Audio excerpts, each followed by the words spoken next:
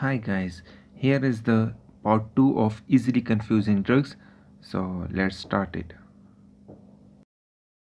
In the first slide there are 4 drugs: Aripiprazole, Anastrozole, Omeprazole and Ketoconazole.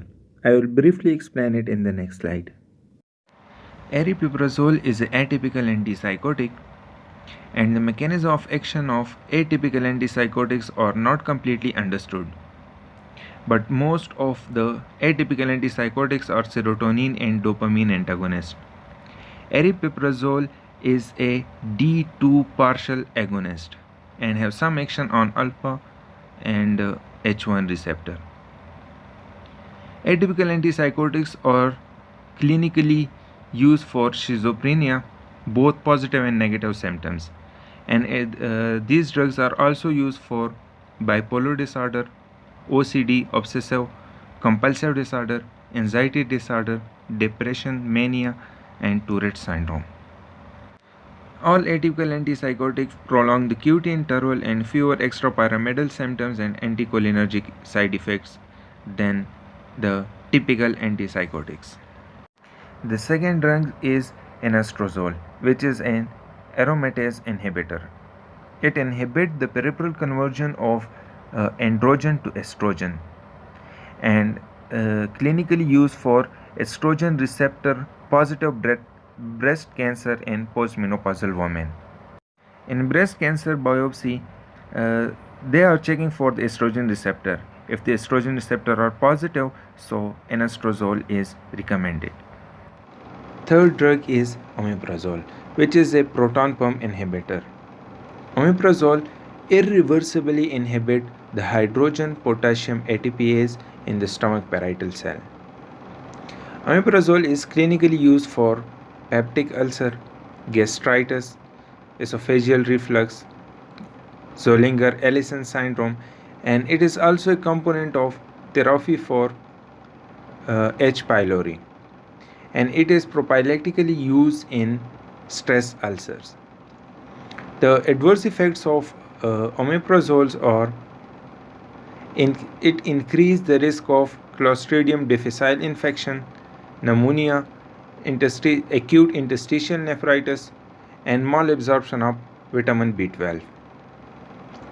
And it decreases the serum magnesium and calcium, which potentially leading to increased fracture risk in elderly patients. Fourth and last drug, Ketoconazole, which inhibit the fungal sterol synthesis, but it is also used in polycystic ovary syndrome, which is a hormonal disorder common among women. In polycystic ovary syndrome, there is excess secretion of androgenic hormones, so ketoconazole is used to reduce androgenic symptoms.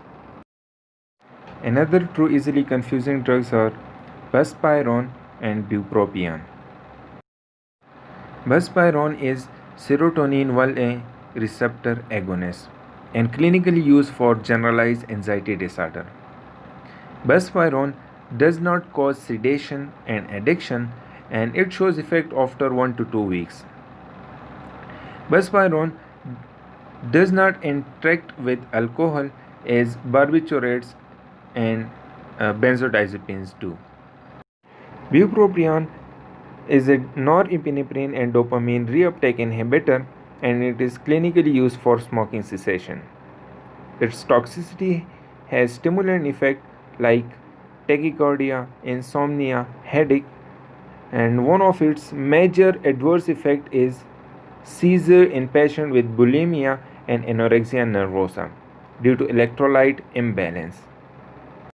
Another two drugs are Rifaximin and Rifampin.